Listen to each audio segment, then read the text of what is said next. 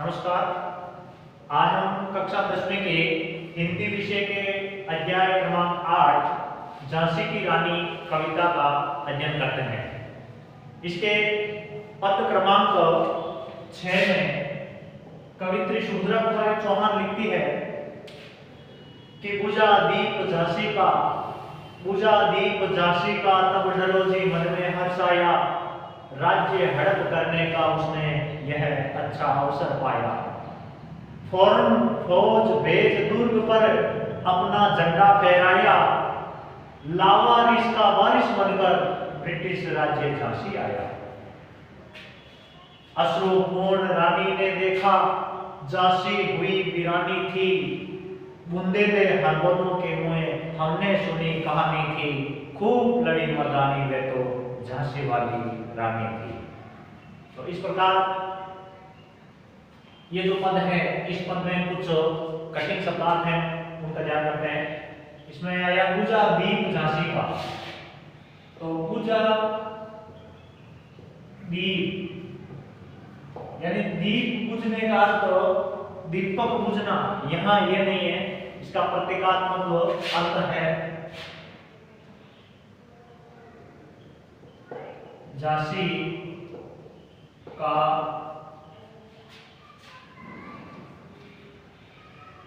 दीप बुझना, अर्थात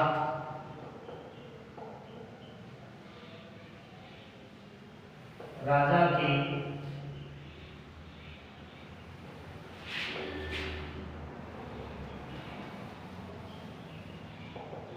उत्तराधिकारी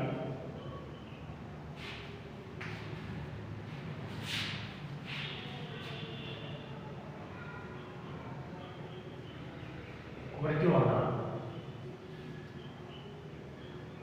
ये इसका है।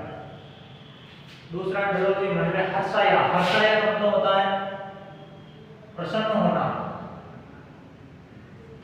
हर्षाया यानी खुश हुआ, खुश या प्रसन्न हुआ।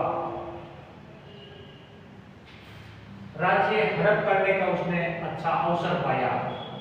फौरन फौज, फौरन शब्द है इसमें, फौरन यानी तुरंत ही, शीघ्र ही। फौज सेना, यह फौरन जो शब्द है, फौरन, तो ये विदेशी शब्द है जिसमें अंग्रेजी का शब्द है, विदेशी शब्दों की कैटेगरी में है। दुर्ग, दुर्ग का मतलब किला।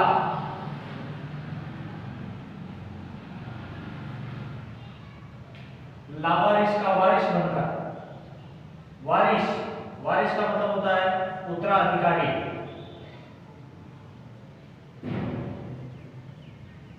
उत्तराधिकारी और लावारिस, वारिस के आगे ला उपसर्ग जोड़ने से इसका विपरीत बन जाता है, यानी बिना उत्तराधिकारी के।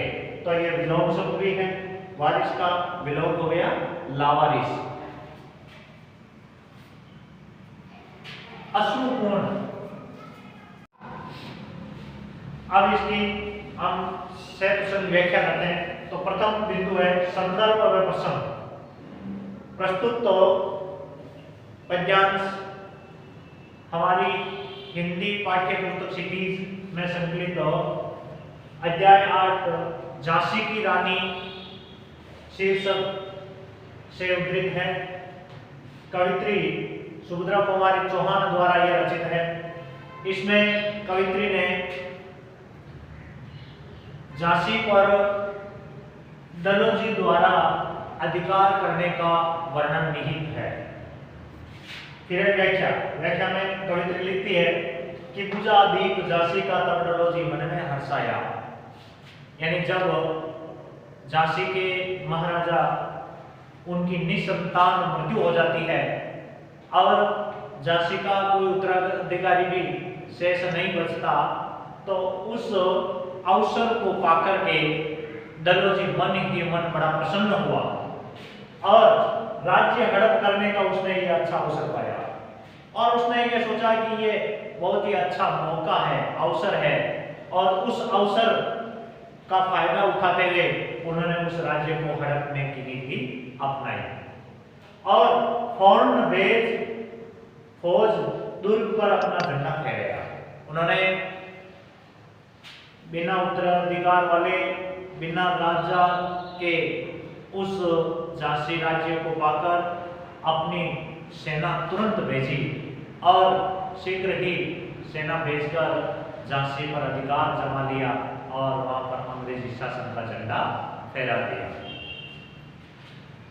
लावारिस का वारिस बनकर ब्रिटिश राज्य झांसी आया और इस प्रकार से जनरल गवर्नर लॉर्ड डलहौजी ने, यानी जो झांसी पर अंग्रेजी शासन का एक शासक के तौर पर वहां पर अपना झंडा फहराता है और अधिकार कर बैठता है।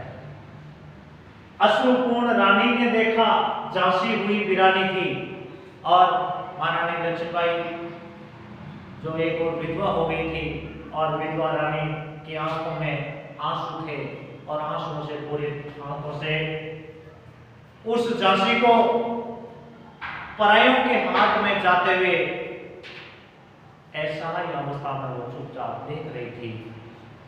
इस प्रकार कवित्री लिखती है कि बुंदेल हरबोलों के मुंह हमने सुनी कहानी थी।